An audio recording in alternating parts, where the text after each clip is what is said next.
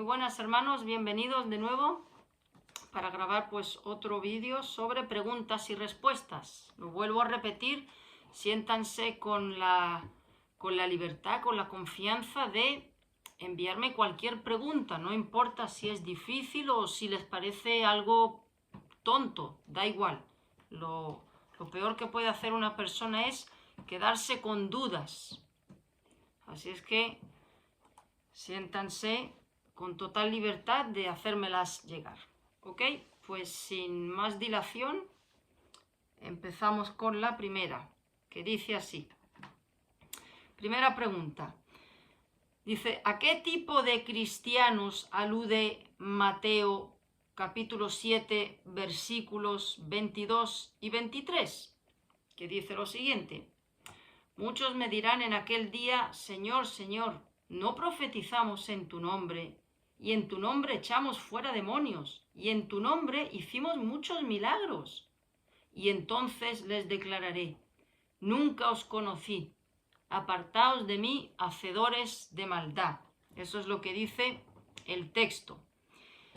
Y pregunta esta persona, ¿se trata de personas que profesan religiones supuestamente cristianas, pero que se alejan flagrantemente de la palabra y la voluntad del Altísimo?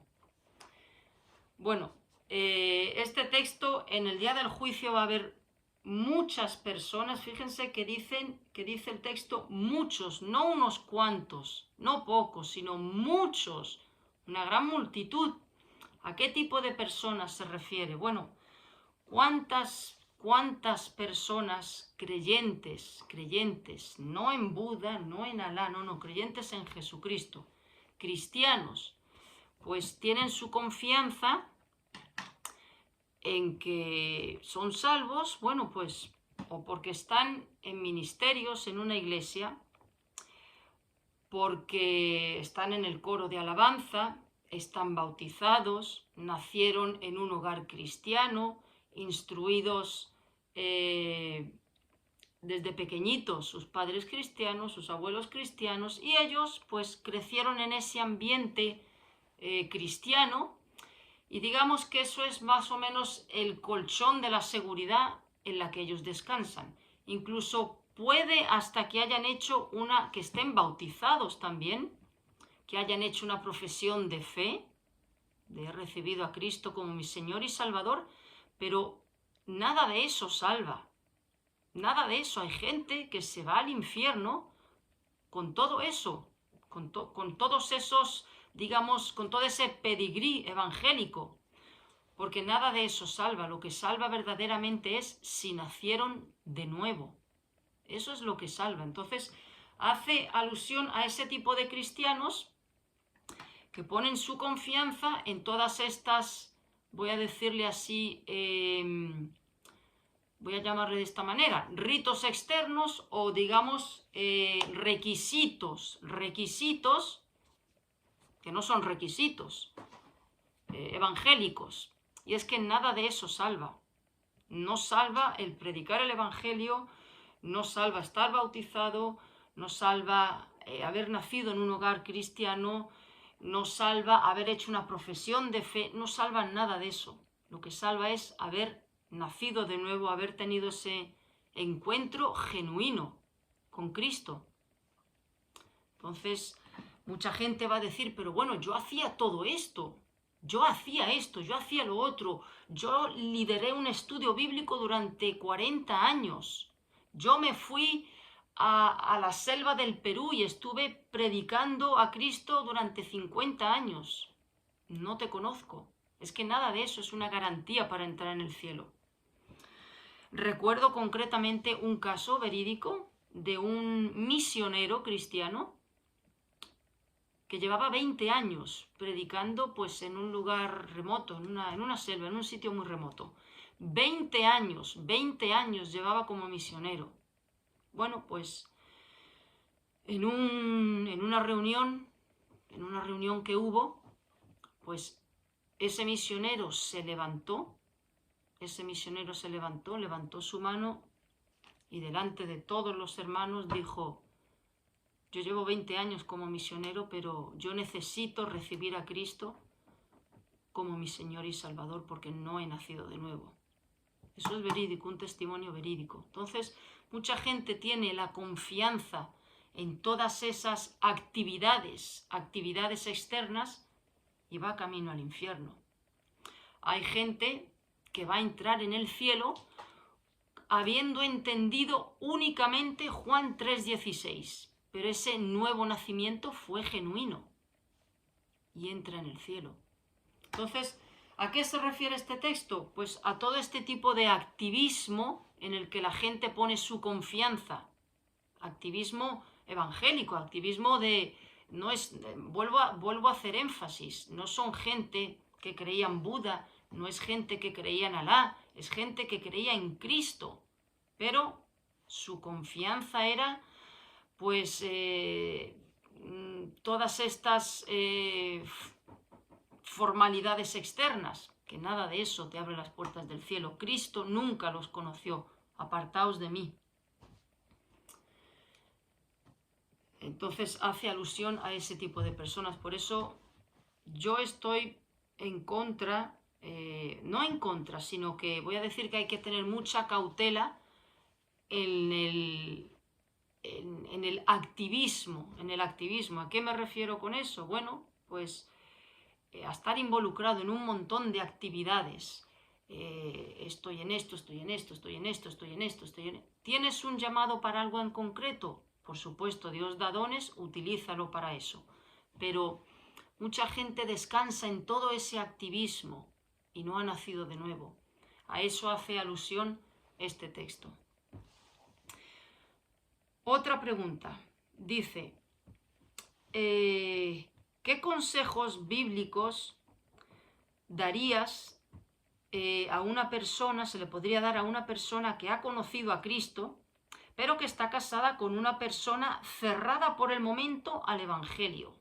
Bueno, aquí hay un texto que da mucha luz, que es Primera de Corintios, capítulo 7.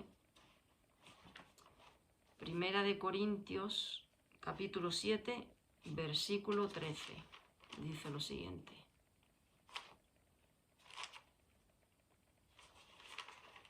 O sea, una parte es creyente y la otra parte no es creyente. Pero hago un énfasis. Se supone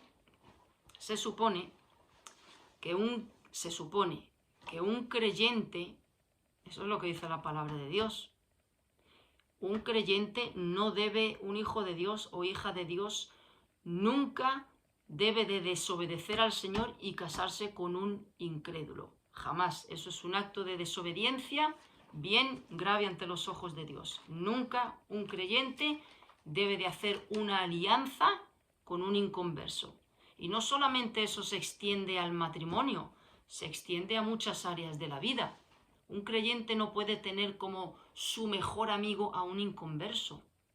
Aunque lo conozca de toda la vida, ese amigo suyo es un hijo del diablo. Hay que tener esa perspectiva. Entonces, partimos de la base de que una pareja, ¿no? Una parte conoce a Cristo y la otra pues sigue de inconversa y está completamente, por el momento, rechazando el Evangelio. ¿Qué debe de hacer la parte que ha conocido a Cristo? Dice Primera de Corintios, capítulo 7, versículo 13. Dice, y si una mujer tiene marido que no sea creyente y él consiente en vivir con ella, que ella no lo abandone, que no se separe por el hecho de decir, mira, yo he conocido a Cristo y tú eres de las tinieblas, ahí te quedas, porque luz y tinieblas no conviven juntos. No. No hay que hacer eso. Dice, sigue diciendo, porque el marido incrédulo es santificado en la mujer y la mujer incrédula en el marido. Pues de otra manera vuestros hijos serían inmundos. Bueno, no es ahí donde me quiero centrar. En el versículo 16 dice, porque ¿qué sabes tú, oh mujer, si quizá harás salvo a tu marido? ¿O qué sabes tú, oh marido, si quizás harás salva a tu mujer. O sea, la parte que viene a luz, a salvación, que no se separe a menos que esa persona, que la parte incrédula, diga no quiero vivir contigo, no quiero vivir con un tipo de persona que profesa todo lo que estás diciendo. Si esa parte toma la decisión, no hay que impedirlo, por supuesto. Pero ahora, la parte del creyente, ¿qué es lo que debe de hacer? Bueno, pues ser sal y luz a ese cónyuge, tener una actitud que refleje que eres una nueva criatura. Si antes eras de determinada manera, que tu cónyuge vea que tú eres otra persona distinta a la que eras antes. Por eso dice el versículo 16, ¿qué sabes tú, oh mujer, si quizá harás salvo a tu marido? O viceversa, ¿qué sabes tu marido si quizá harás salvo a tu mujer? Gánate a esa persona, está claro. Gánate a ese cónyuge, está claro que la salvación lo hace Dios. Eso es un milagro de Dios. Pero tú sé sal y luz a tu cónyuge. Sé sal y luz. Con amor, con compasión, con paciencia, con una buena disposición. Sé una persona distinta a la que eras antes. Y tu cónyuge va a ver ese cambio. Y Dios puede utilizar eso para traerlo a salvación. No hay que por el hecho, y yo conozco casos de creyentes que yo no sé cómo han entendido, Dios dice que luz y tinieblas no es posible la relación, y hacen un destrozo y se separan. No es eso lo que Dios quiere. Dios bendice el matrimonio, y si una persona viene a salvación, no tiene que separarse, a menos que la parte incrédula diga yo no quiero vivir contigo. Si tú profesas esta fe, no quiero. Entonces, vale, de acuerdo, hay que dejar ir a esa persona. Pero la parte creyente, ¿qué es lo que debe de hacer? Ser sal y luz, ser buen testimonio y esperar en el Señor, porque a lo mejor el Señor utiliza esa sal y luz para traer a salvación a esa persona. No hay que separarse, a menos que la otra parte decida que quiere hacerlo, evidentemente. Otra pregunta. Dice esta persona, ¿quién es para ti Israel, el pueblo elegido de Dios? Bueno, ¿quién es el pueblo elegido de Dios? Dios, la salvación en realidad vino a los judíos. Dios se encarnó a través del pueblo judío. La salvación vino a ellos en primer lugar. ¿Qué pasó? Que ellos, al rechazar a su Mesías, esa salvación pasó a los gentiles.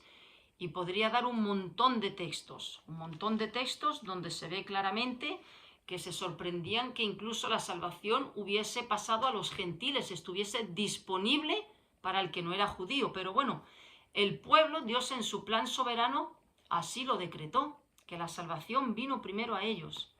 Me acuerdo que lo que le dijo Cristo a esta mujer que le pidió ayuda con su hija que estaba endemoniada, y Cristo le dijo, no está bien echar el pan de los hijos a los perrillos. Y ella le dijo, creo recordar que era sirofenicia, y ella le dijo, sí, pero aún los perrillos comen de las migajas que caen de la mesa. Y Cristo dijo, he sido enviado a las ovejas de Israel. O sea, el pueblo elegido de Dios es Israel. Al rechazar ellos a su Mesías, esa salvación pasó a los gentiles, a los que no son judíos. Ahora bien, hoy en día, ¿cuál es el pueblo elegido de Dios? ¿Cuál es el pueblo elegido de Dios? Los creyentes. Nosotros somos hoy en día el Israel espiritual. El verdadero Israel son los nuevos creyentes. Ese es el pueblo elegido de Dios. Seas chino, seas indio, seas un judío de nacimiento, seas un pakistaní de nacimiento, el pueblo elegido hoy en día es el pueblo que ha sido comprado con la sangre de Cristo. Ese es el pueblo elegido hoy en día. pero la salvación entró a través del pueblo judío. Ese fue el pueblo que Dios escogió, que eligió para traer la salvación. Al rechazarlo ellos, pasó a los gentiles. Pero hoy en día el pueblo elegido de Dios son todos los creyentes que han sido comprados con la sangre de Cristo. Y sigue preguntando esta persona, ¿dónde están las 12 tribus de Israel? Bueno, las 12 tribus de Israel no se sabe cómo fueron desperdigadas. No hay una localización concreta de decir, aquí está la tribu de Judá, aquí en este está la tribu de tal. No saben cómo, no saben ubicarlas, no saben. ¿Y quién es Efraín? Bueno, Efraín es una de las tribus. José tuvo dos hijos, la tribu de Efraín y la tribu de Manasés. Esos fueron los hijos de José, el que fue vendido por sus hermanos. Y Efraín era una de esas tribus. La tribu de Efraín fue una tribu que pues pecó grandemente contra Dios, practicó la idolatría, se prostituyó de manera espiritual de una manera terrible, terrible. Y fue duramente castigada y desechada por Dios. Otra pregunta. Dice,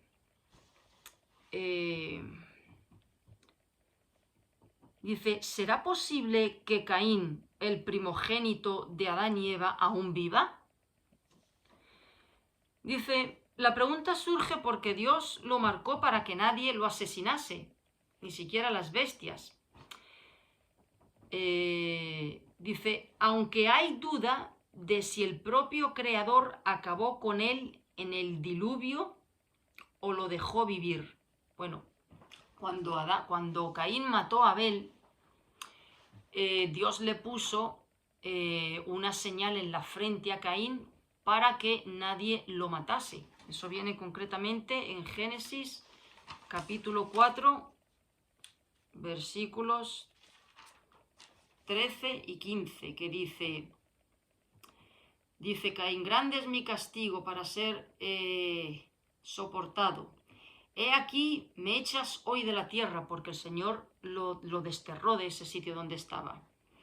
Y de tu presencia me esconderé, y seré errante y extranjero en la tierra, y sucederá que cualquiera que me hallare me matará. Y Dios le responde, ciertamente cualquiera que matare a Caín 7 veces será castigado. Entonces Jehová puso señal en Caín, para que no lo matase cualquiera que le hallara. Eso es lo único que dice la Biblia. Dios le puso una señal para que nadie lo asesinase a Caín, para que nadie, ningún pueblo lo matase. Pero no puedo decir más, Es lo único que puedo decir. No hay constancia, no puedo decir ni si murió en el diluvio, ni cómo murió, no lo sé, no puedo responder. Lo único que sé es que Dios le puso esa señal para guardarlo de los ataques de a dónde iba a ir por esas otras tierras. Es lo único. No podemos inventar algo que no hay en la Biblia. Entonces, no me voy a inventar una historia de la que no sé. Pero eso fue lo único que Dios le dijo a Caín. Dice, otra pregunta. Dice, por una interpretación del segundo mandamiento, que es Éxodo capítulo 20, versículos del 4 al 6, que dice lo siguiente, no te harás imagen ni ninguna semejanza de lo que está arriba en el cielo, ni abajo en la tierra, ni debajo de las aguas de la tierra. No te inclinarás a ellas ni las honrarás, porque yo soy Jehová tu Dios, fuerte, celoso, que visito la maldad de los padres sobre los hijos hasta la 3ª y 4ª generación, y hago misericordia a millares a los que me aman y guardan mis mandamientos. Eso es lo que dice ese texto. Dice, pues a raíz de ese texto, sigue diciendo esta persona, hay hermanos cristianos que dicen que no se debe adorar a Cristo y a sus imágenes, sino solo a Dios. Pero Cristo es Dios encarnado. Así que, ¿si hay que adorar a Cristo o no? o sí adorarlo, pero no a las imágenes que supuestamente lo representan. Bueno, Dios dio un claro mandamiento, muy claro, de que no hay que adorar imágenes. Pero no solo imágenes de otros pueblos paganos, sino ninguna representación ni siquiera de él mismo. Y Dios es muy explícito y lo dice aquí en Éxodo capítulo 20, versículo 23, dice Dios que ni de él mismo se hagan imágenes, no solo de otros pueblos, de otros dioses paganos, sino ni siquiera de él. ¿Por qué? Porque los católicos dicen, sí, pero eso se refiere a pueblos paganos. No. Se refiere a él mismo, Dice, versículo 23 de ese mismo capítulo 20. Dice Dios, no hagáis conmigo dioses de plata ni dioses de oro os haréis. O sea, ahí hay un mandamiento de no hacer ningún tipo de imagen, sea de Dios, Cristo, o sea de un becerro de oro de la India o de donde sea. Prohibido, completamente prohibido. Además, es una incongruencia porque la Trinidad está ahí. Dios Padre, Dios Hijo y Dios Espíritu Santo. La Trinidad es un solo Dios en 3 personas. Así es que no entiendo muy bien esos cristianos que dicen no se debe de adorar a Cristo y a sus imágenes, solo Dios. Bueno, es que si te postras ante una imagen de Cristo estás ofendiendo a Dios igualmente. Dios es uno en 3 personas. Dios es uno en 3 personas y Dios condena cualquier adoración, veneración a cualquier ídolo. Porque es un ídolo, no es una representación de Cristo, es un ídolo. Ahí no está Cristo, es un ídolo que Dios condena, sea que supuestamente esté representando a Cristo, que no está representando a Cristo, o sea que esté representando a la Cochabamba de Bolivia, lo que sea. Dios condena rotundamente la adoración a cualquier tipo de imagen. Otra pregunta. Dice, ¿en qué momentos se piensa que se manifestó Cristo en el Antiguo Testamento sin contar la creación? Y de esos momentos, ¿en cuántos apareció encarnado? Bueno, la palabra encarnación de Dios es únicamente y exclusivamente cuando Él nace de María. Ahí es cuando Dios toma forma humana, Él se encarna. La palabra encarnación no se puede aplicar en ningún sitio nada más que en el momento en el que Él ya toma carne en este mundo, que fue a través de María. Esa palabra no se puede aplicar en el Antiguo Testamento. Ahora bien, en todo el tema de la Biblia es Jesucristo. Ese es el tema de la Biblia. No hay otro tema. La redención del ser humano que hizo Dios gracias a que Él vino a este mundo y se encarnó. Y desde Génesis hasta Apocalipsis la figura central es Cristo. Ahora bien, en el Antiguo Testamento no había venido Cristo, pero el Antiguo Testamento está lleno, pero es que no tendría tiempo de apartar tantos versículos donde hace alusiones a la figura de Cristo. Pero una cosa es la encarnación y otra cosa son manifestaciones de Cristo. Manifestaciones, no es lo mismo encarnación. Por ejemplo, manifestaciones o representaciones de Cristo. Puedo poner muchísimos ejemplos. Por ejemplo, la última plaga cabe decir que en el Antiguo Testamento, cuando se emplea la palabra el ángel de Jehová, es Cristo. El ángel de Jehová es Cristo. El ángel del Señor es Cristo. Pero una cosa es una representación, como algunas que voy a citar ahora, y otra cosa muy distinta es encarnación. Encarnación es únicamente cuando Él nace de María. Esa palabra no se puede aplicar al Antiguo Testamento. Pero ¿qué representaciones hay de Cristo en el Antiguo Testamento? Muchísimas. Por ejemplo, el último, cuando se le aparece a Moisés en la zarza,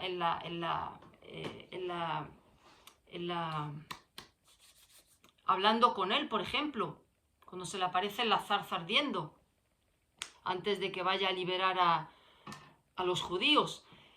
La última plaga de Egipto,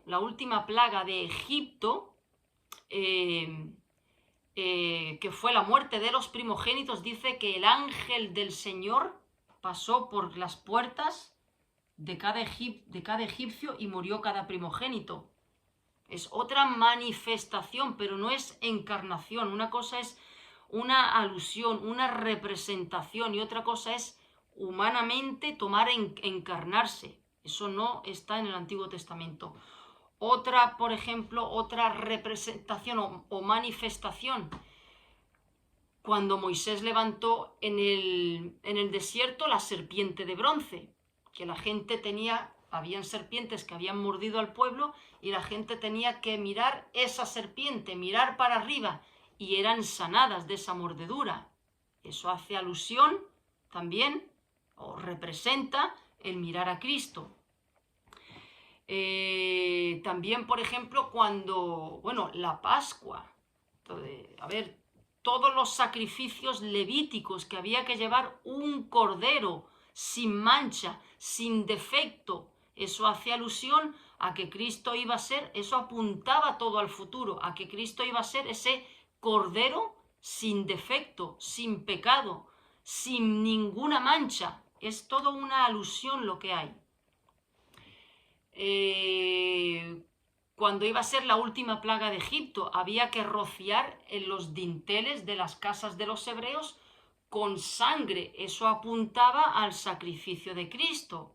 Él es nuestro Cordero. ¿Por qué murió Cristo en la Pascua? Eso fue la Pascua. Pues Él murió en la época de la Pascua, en primavera. Y esa fue la última plaga de Egipto. Había que rociar los dinteles con sangre. Apuntaba a Cristo. También cuando Nabucodonosor echa a los 3 amigos de Daniel al horno ardiente, a Sadrach, Mesach y Abednego, echa a 3, pero aparece 4. Nabucodonosor ve a 4 individuos y dice, y el cuarto es semejante al Hijo de los dioses. Ese era el ángel del Señor. O sea, hay tantas alusiones, que son representaciones.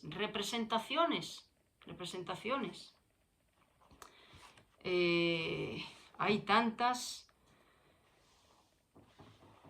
Por ejemplo, aquí hay otra en Génesis 14. Génesis 14, 18. Dice, entonces Melquisedec, rey de Salem y sacerdote del Dios Altísimo, sacó pan y vino. Cuando Abraham recibe a estos 3 individuos, sacerdote del Dios Altísimo. ¿Quién es sacerdote? Nada más que Cristo tiene esa función de sacerdote. En fin, hay tantas alusiones, pero cuando leemos Éxodo, Levítico, Número, Deuteronomio, todo ese procedimiento, toda esa liturgia de buscar un animal sin defecto, sin mancha, perfecto, no puede tener esto, no puede tener lo otro, todo eso hacía alusión a Cristo, una representación de Cristo. Son representaciones, pero lo que es encarnarse Jesucristo en el Antiguo Testamento no aparece, son representaciones, son manifestaciones, pero no es encarnación. La palabra encarnación únicamente es cuando nace solamente de María. No se puede aplicar en otro sitio. Aquí viene en Segunda de Reyes, por ejemplo, capítulo 19, versículo 35, dice: y aconteció que aquella misma noche salió el ángel de Jehová y mató en el campamento de los asirios a 185.000. El ángel de Jehová es una alusión a Cristo, es Cristo, pero eso no es encarnación, encarnación es hacerse humano. Eso no sucedió en el Antiguo Testamento, eso sucede cuando nace de María únicamente. Pero en el Antiguo Testamento hay montones, la serpiente de bronce, todos los rituales levíticos, la última plaga de Egipto, en fin, hay tantas alusiones de Cristo.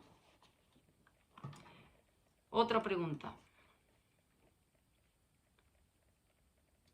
Dice esta pregunta: cuando uno odia y critica a alguien, dice, si al odiar y criticar a alguien, incluso a animales, se rompe el mandamiento de no matarás. ¿Qué pasa si surge queja, crítica u odio hacia un objeto inanimado? Un móvil, un televisor, un balón de fútbol. ¿Aún se cae en pecado por detestar a un objeto sin vida o no? No. A ver, el no matarás, que no solamente nos referimos con el acto de quitarle la vida a otra persona, no. El acto de el no matarás, ese mandamiento es para los sentimientos del corazón. El odio, el rencor, la venganza, los deseos de venganza, los malos pensamientos hacia otra persona, hostilidad hacia otra persona. Eso ante los ojos de Dios es matar, no hace falta llegar al acto. Ahora bien, el que a mí no me guste, por ejemplo, los móviles, utilizar móviles, o no me guste un objeto inanimado, yo no estoy matando a alguien, yo no estoy cometiendo ese pecado, simplemente no me gusta eso, ya está, no tiene, o sea, no, eso no es pecado. Que uno critique, por ejemplo, una mesa que tengo ahí. ¡Ay, qué mesa tan fea! Que no me gusta, es horrible, no la puedo mirar. Eso no es pecado, eso es simplemente una preferencia de gustos. Ahora, ¿qué es lo que no debe de suceder? Pues que de nuestra boca salgan palabrotas, malas palabras, un lenguaje soez. Eso es lo que no debe de estar en nosotros. Palabras que no son propias de un hijo de Dios, aún para referirse a objetos inanimados. Nosotros tenemos que cuidar nuestro vocabulario, nuestras expresiones, nuestra forma de hablar no puede ser la de un inconverso. No puede haber esa forma de hablar vulgar, con palabras malas palabras. Eso es lo que no debe de estar en nosotros, aún para referirnos, yo que sé, a la decoración que tengo en la esquina de mi dormitorio. Yo puedo decir: esto está muy feo, no me gusta, es que no me gusta nada ese color, no lo soporto, es horrible, detesto ese color. Eso no es pecado, eso no es pecado. No va dirigido a una persona, va dirigido a un objeto inanimado. ¿Pero qué es lo que no debo de hacer? Pues bueno, pues empezar a decir palabrotas para referirme a eso. Eso es lo que no debe de estar. Lo que debemos de cuidar es nuestro vocabulario, nuestras expresiones. Aún en cosas inanimadas tenemos que reflejar educación, respeto y un lenguaje que vaya en consonancia con lo que somos, ¿no? Cristianos. En el Nuevo Testamento viene bien claro la palabras corrompidas. Bueno, palabras corrompidas que son malas palabras. Eso no debe de estar en nuestra boca. Pero pecado no es. Yo decir, esta caja no la soporto, no me gusta, es horrorosa, es que odio esta caja. Esto no es pecado, no es una persona, es un objeto inanimado. Estoy manifestando mi preferencia, pero no estoy pecando. Lo que no debo de decir es empezar a decir un montón de palabrotas. Eso es lo que está mal. Eso sí es pecado. Un lenguaje ofensivo. Un lenguaje que no va en consonancia con el Espíritu Santo. Otra pregunta. Dice, si la muerte entró en el mundo por el pecado de Adán y Eva, ¿por qué el apóstol Pablo dijo que la resurrección entró en el mundo con Cristo? Y cita 1 Corintios, capítulo 15, versículos 20 al 22. Vamos a ver qué dice. 1 Corintios, capítulo 15, del 20 al 22. Dice así: Mas ahora Cristo ha resucitado de los muertos, primicias de los que durmieron es hecho. Porque por cuanto la muerte entró por un hombre, por Adán, por el pecado de Adán, entró la muerte. También por un hombre la resurrección de los muertos. Porque así como en Adán todos mueren, como consecuencia del pecado, también en Cristo todos serán vivificados. Eso es lo que dice este texto. Y sigue preguntando esta persona. Dice, y entonces las resurrecciones que hizo Dios a través de los profetas como Elías y Eliseo, que resucitaron gente a través de, por el poder de Dios, dice, ¿no cuentan esas resurrecciones? ¿O se puede interpretar que Cristo entró en dichos profetas para resucitar difuntos? Es que no tiene nada que ver esas resurrecciones que hicieron esos profetas con esta otra resurrección. ¿A qué tipo de resurrección se está refiriendo? 1 Corintios, capítulo 15, versículos 20 al 22. A la resurrección de la vida eterna, del Espíritu para vida eterna. La muerte entra por el pecado de un hombre y todos los hombres mueren por el pecado de un hombre. Ahí entra la muerte. La resurrección para vida eterna, para la salvación de alma, la resurrección para vida eterna entra por un hombre, que es Dios hecho hombre, pero se está refiriendo a la resurrección de la vida eterna, de la vida eterna. No tiene nada que ver con esta otra resurrección que hicieron estos profetas. Ellos resucitaron, estas personas, por el poder de Dios, pero eso no significa que les diesen vida eterna. Era una resurrección física, que volvieron a la vida. Son dos cosas completamente distintas. Ellos resucitaron a estas personas a través del poder de Dios, pero era una resurrección física, únicamente del cuerpo. No tiene nada que ver con esta otra resurrección que se está refiriendo a la resurrección para vida eterna. Es a través de Cristo. El triunfo de Cristo no fue la cruz. El triunfo está en su resurrección. Si no hay resurrección, apago el móvil y vámonos. Cancelo el canal y me olvido de esta historia. Si no hay resurrección no tiene sentido nada. Entonces es a este tipo de resurrección para la salvación, para vida eterna. La otra fueron resurrecciones en un momento en concreto, pero fue resurrecciones físicas, no tenían nada que ver con lo que es la resurrección para vida eterna. No tiene nada que ver, son dos cosas completamente distintas, completamente distintas.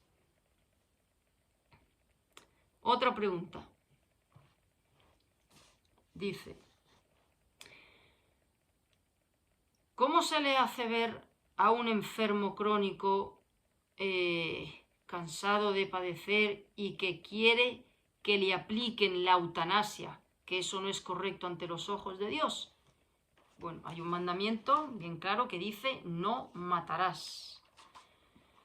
Pues hay un texto que lo dice muy claramente, Deuteronomio capítulo 32, versículo 39, dice: ved ahora que yo soy, y no hay dioses conmigo. Eso lo dice Dios. Dice: yo hago morir y yo hago vivir. Yo hiero y yo sano, y no hay quien pueda librar de mi mano. Bueno, ¿que cómo se le hace ver? Se le hace ver con este texto: la vida le pertenece a Dios. Hay un mandamiento bien claro que dice: no matarás. No somos dueños de nuestra vida. No somos dueños de nuestra vida. La eutanasia es un suicidio. Es un suicidio, es un autosuicidio, aunque en muchos sitios sea legal y se permita, pero es un suicidio legalizado, pero es un suicidio. Pues el único dueño para retirar la vida es Dios, es el único autorizado para hacer eso. Nuestra vida no es nuestra, es de Dios. Él la da y Él la retira de la manera que quiere, cuando quiere y como Él determine hacerlo. No somos dueños de nuestra vida, el dueño es Dios. Ahora bien, hago aquí un pequeño paréntesis porque entra con lo de no matarás. Hay un caso nada más donde Dios sí le da al hombre la autoridad o la decisión de retirar una vida. Hablo de la pena capital, sí, de la pena capital. La pena capital está en la Biblia. Ahora bien, ¿de qué forma y de qué manera? A ver, si alguien mata a un familiar mío, ¿puedo yo coger y decir: mira, la Biblia dice ojo por ojo y diente por diente? Y Dios dice que a quien hierro mata, hierro muere. No. Yo no puedo tomar la venganza personal. Eso lo dice Dios bien claro. Romanos capítulo 12.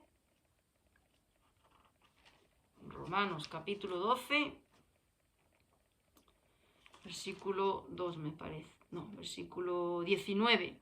No os venguéis vosotros mismos, sino dejad lugar a la ira de Dios, porque escrito está: mía es la venganza, yo pagaré, dice el Señor. Yo no puedo tomar la venganza personalmente. Ahora bien, los gobiernos, Dios los permite.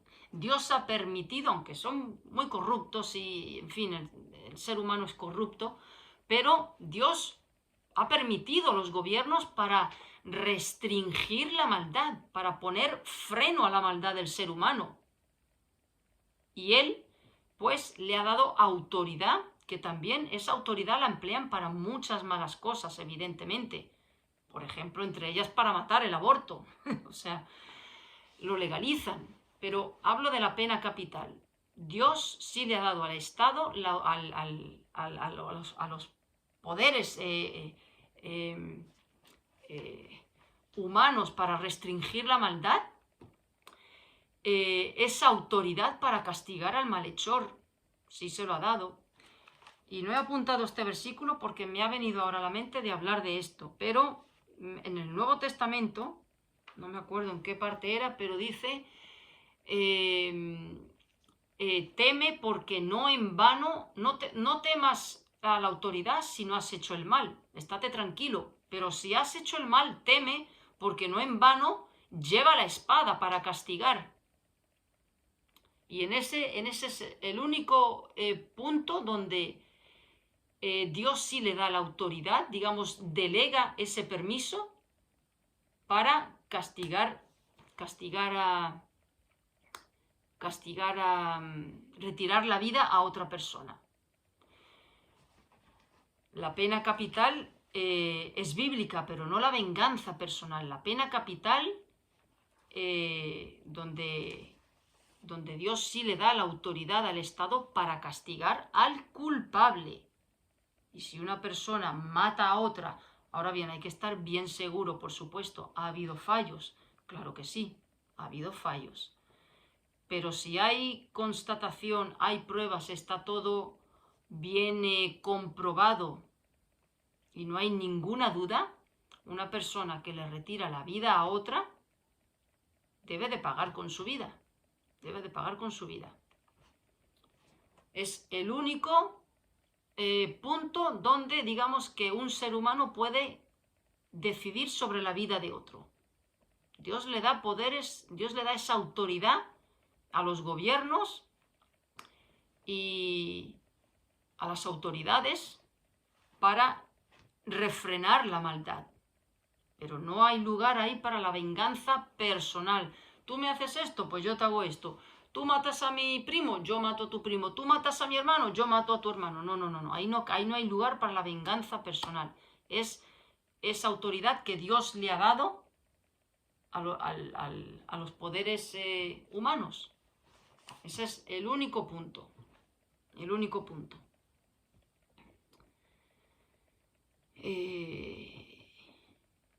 Otra pregunta. Dice, ¿cómo se le puede enseñar a los niños la palabra de Dios sin provocar miedo? Dice, lo pregunto porque hay hermanos cristianos que suavizan o evitan el tema del infierno, los demonios y Apocalipsis para no asustar a los niños, aunque parece que aplican lo mismo para los adultos. Bueno, a un niño, me olvido de los adultos, pero a un niño, fijaros lo que dice Proverbios, capítulo 22, versículo 6. Proverbios 22, 6. Dice, instruye al niño en su camino, y aun cuando fuere viejo, no se apartará de él. A un niño hay que instruirlo en los caminos del Señor. Si el arbolito empieza de pequeñito, recto, pues muy probable, tiene altas probabilidades de que crezca recto. No es eso una garantía, pero digamos que la semilla del buen camino ya ha sido plantada en el corazón. Ahora bien, ¿qué es lo que hay que hacerle? ¿Qué es lo que hay que mostrarle a un niño? ¿De qué manera se le instruye desde pequeñito en los caminos del Señor? No hay que hablarle ni de demonios, ni de infierno, ni de apocalipsis, ni mucho menos, pero sí hacerle consciente al niño de que hay un Dios que nos está mirando, que ve todo lo que hacemos, que ve todo lo que decimos, que ve hasta lo que pensamos y que hay que ser obediente a Dios. Hacerle también consciente al niño de que es pecador y no hace falta hablarle de demonios, hablarle del infierno. Claro, eso evidentemente conforme va creciendo se puede ir ampliando la luz, claro que sí, no le vas a hablar a un niño de 3 años del infierno ni de demonios, ni mucho menos de apocalipsis, ni nada de eso. Hacerle consciente de la presencia de Dios. Hacerle, dice Proverbios 1:7, el principio de la sabiduría es el temor a Dios. Hacerle consciente a ese niño de que hay un Dios que aunque no esté papá ni mamá ahí, hay un ojo que lo está mirando todo, lo está observando. Y cuando desobedece a papá o a mamá, lo está mirando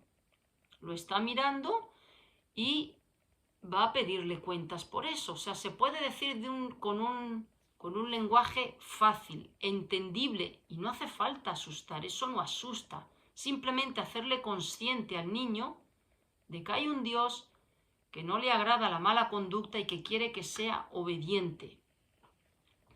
Y a un niño sí se le puede decir, somos malos, y cuando uno hace algo malo hay que pedirle perdón a Dios. Hay que arrepentirse y pedirle perdón a Jesús. Todo eso desde muy temprana edad se puede ir haciendo con 2 o 3 palabras, en un lenguaje entendible. Ese niño cuando va creciendo se puede ir, por supuesto, ya se va ampliando la información. Pero desde pequeñito, hacerle consciente de que hay un Dios que lo está mirando y que quiere que sea obediente. Y que cuando se hace algo malo, hay que pedir perdón a Dios. O sea, así se puede ir poco a poco sembrando la buena semilla. Pero a un niño de 2 años o de 3 no hace falta hablarle de esas cosas, pero hacerle consciente Hacerle consciente de esto, sí. De que Dios quiere que seas obediente, que obedezcas a tus padres, y que cuando uno desobedece y no se porta bien, a quien hay que pedirle perdón en primer lugar es a Dios. Hay que arrepentirse, hacerle consciente de que no es bueno. Eso sí hay que hacerle consciente de eso. A un niño no se le trauma por decirle somos pecadores,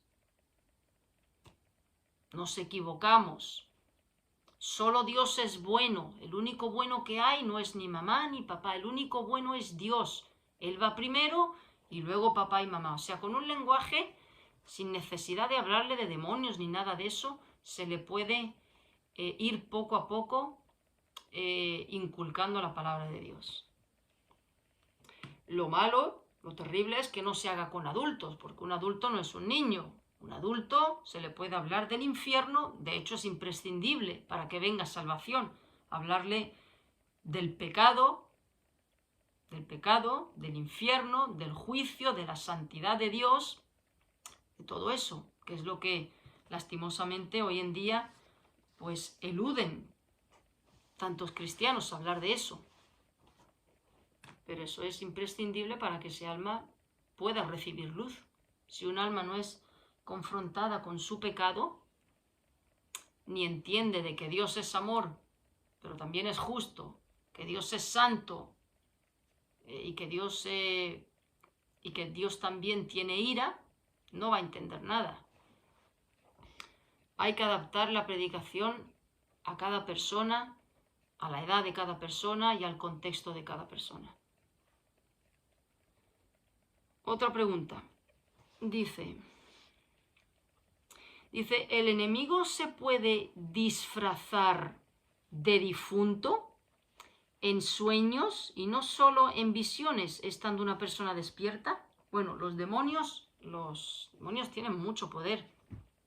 Esa gente que dice, no, yo me levanté a las 3 de la mañana, iba a ir al baño y vi en el fondo del pasillo, te lo prometo, que vi a mi padre que falleció hace 4 años.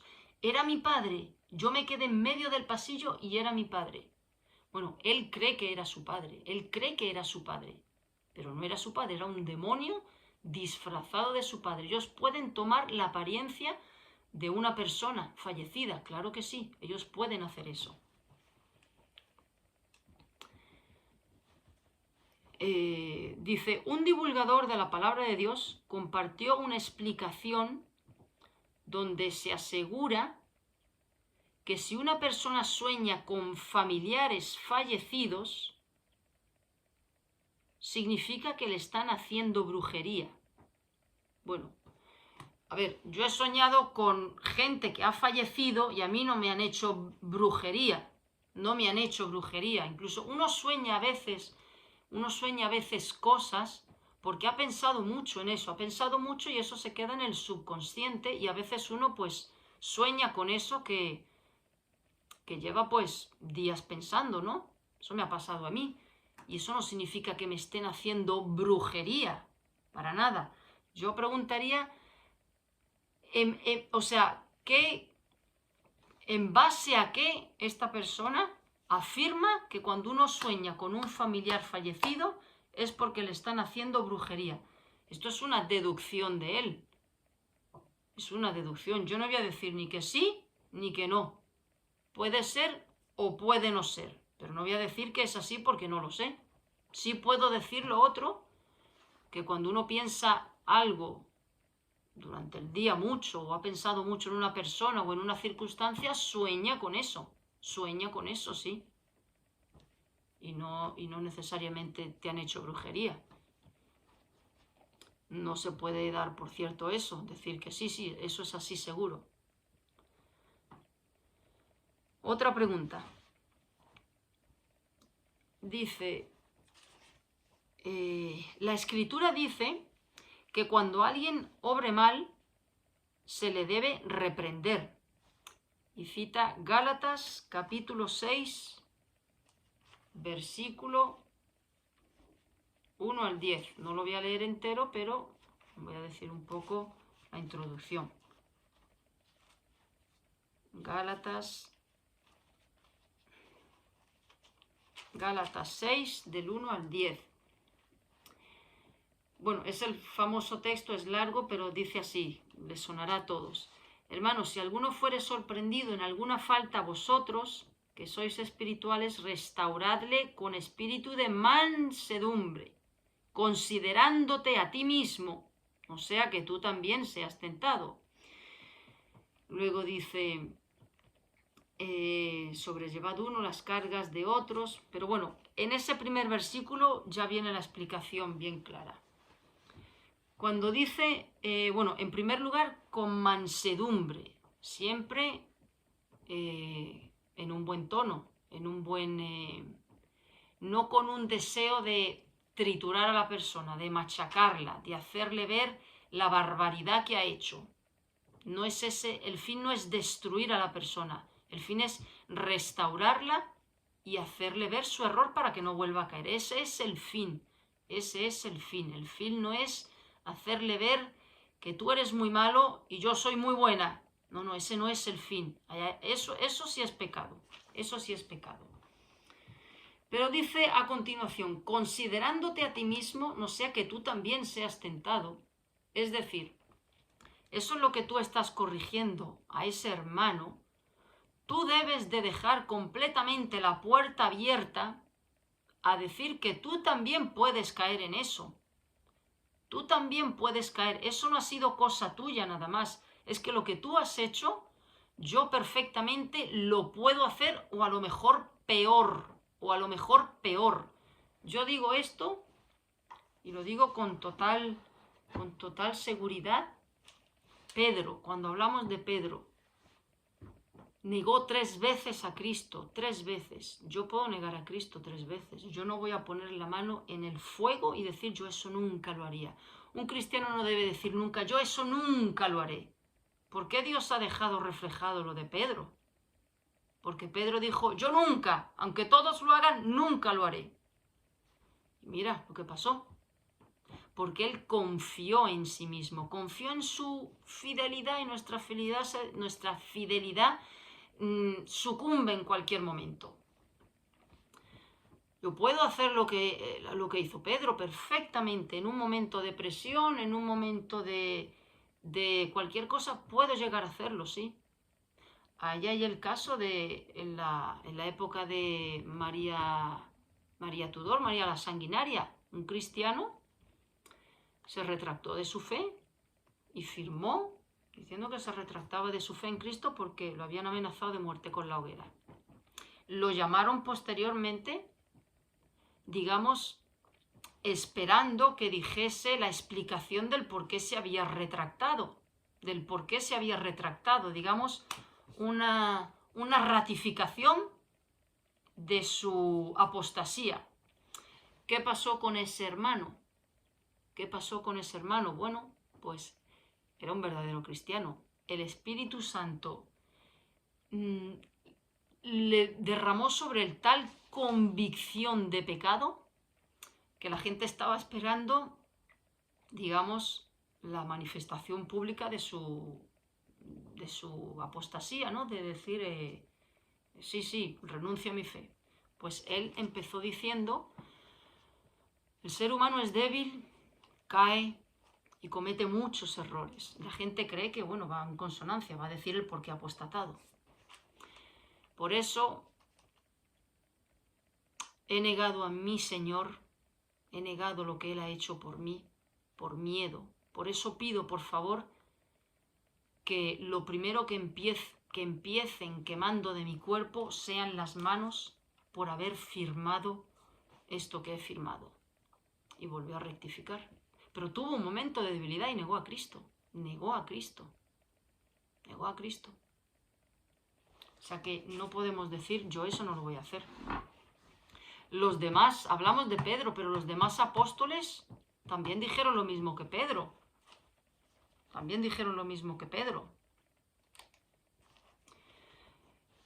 Judas, si es que es por eso dice considerándote a ti mismo.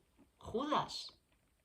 Nosotros hemos sido Judas en muchas ocasiones, sí, nosotros. Nosotros hemos sido Judas en muchas ocasiones. Nos hemos callado cuando teníamos que haber hablado por miedo. Nos hemos callado por vergüenza, por no ¿cómo se dice?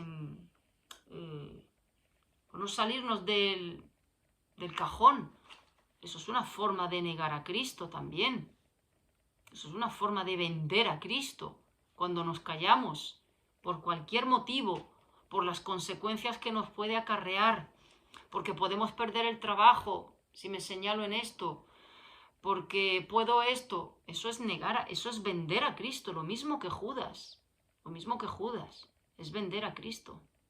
Y todos lo hemos hecho, yo lo he hecho. Nosotros podemos perfectamente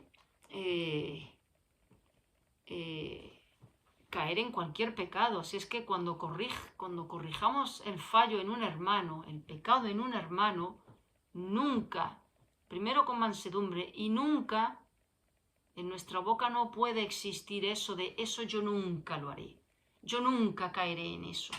No. Hay cristianos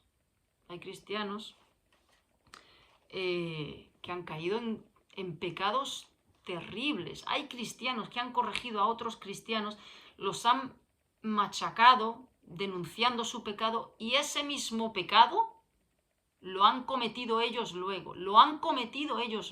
Entonces, siempre dejando la puerta abierta, hermano, lo que tú has hecho, yo también me tengo que cuidar porque yo puedo caer en eso. Perfectamente. No hay nada más necio y no hay una locura más grande en un cristiano que confiar en uno mismo. Es la destrucción del cristiano, confiar en nuestra fidelidad. No somos fieles. Podemos vender a Cristo en cualquier momento, podemos hacerlo. Por eso Cristo dijo, velad y orad, velad y orad. No hay nada más insensato que confiar en uno mismo. No hay locura más grande que confiar en mi fuerza, en mi capacidad. Eso es una completa locura. Entonces, dejemos la puerta abierta, aunque eso que ha cometido el hermano, yo lo puedo hacer multiplicado por 7. Peor. Siempre debemos de dudar de nuestro corazón. Siempre dudar de nosotros. Un cristiano no está exento de cometer cualquier tipo de pecado. No está exento de eso. La gente se cree que ser cristiano significa no caer en adulterio, no caer en esto, no caer en lo otro, y eso no es así. Ahí está la historia del rey David. Ahí está muchos testimonios de cristianos que han caído en terribles pecados y se han arrepentido y el Señor los ha restaurado. Pero cayeron. Entonces, no le demos un martillazo a ese hermano poniéndonos con esa maldad interna de tú eres peor, pero mira, yo soy muy fiel y yo soy otro tipo de cristiano. Porque podemos ser peores y Dios puede permitir que caigamos de peor manera todavía que ese hermano para humillarnos.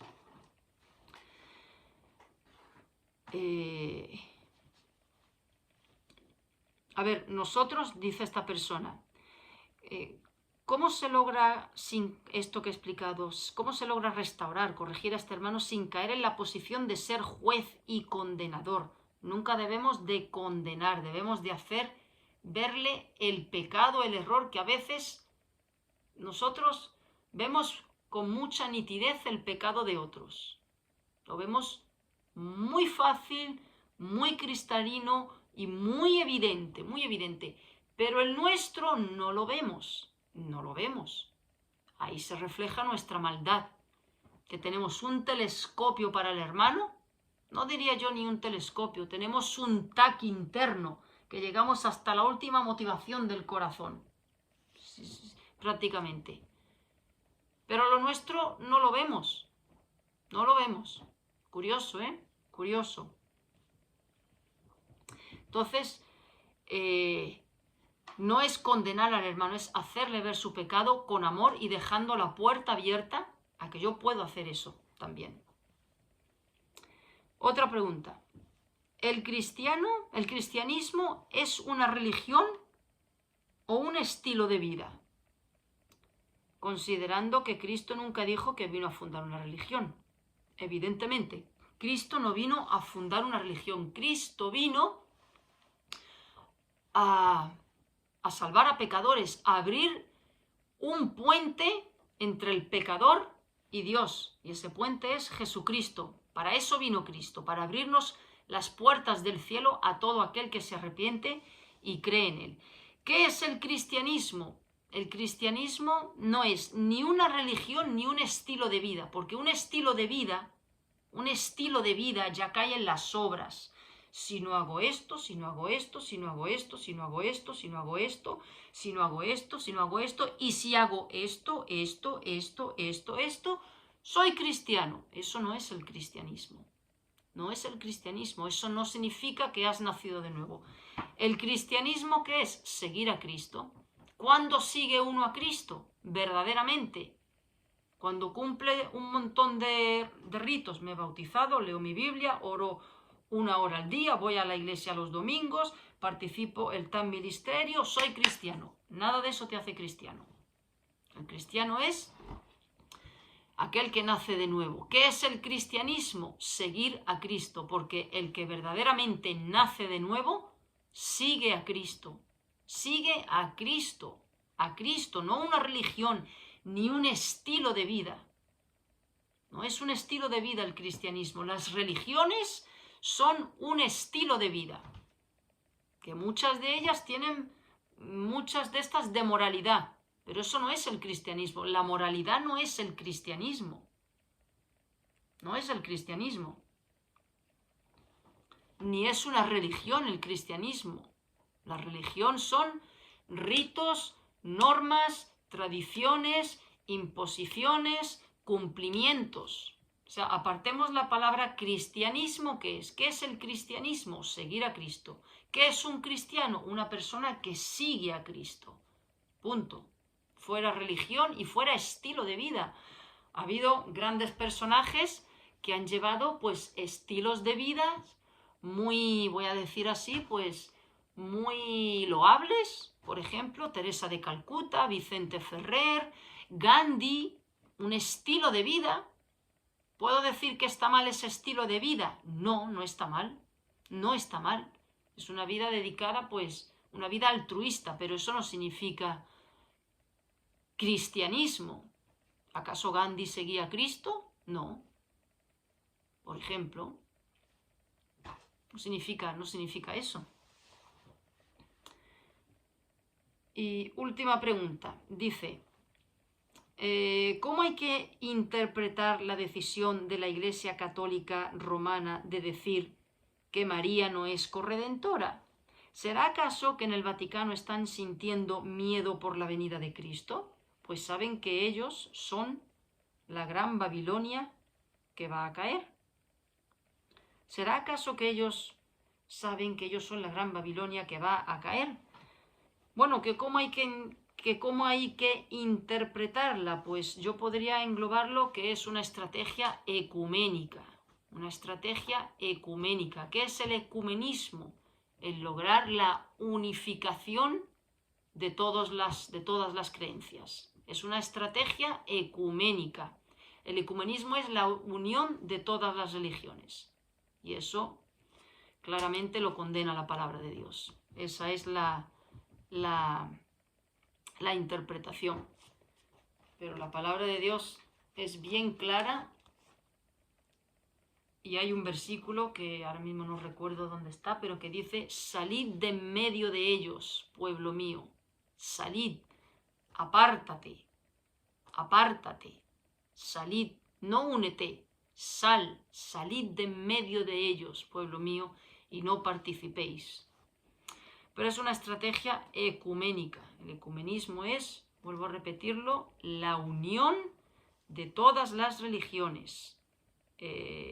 Un gran papa ecuménico fue Juan Pablo II.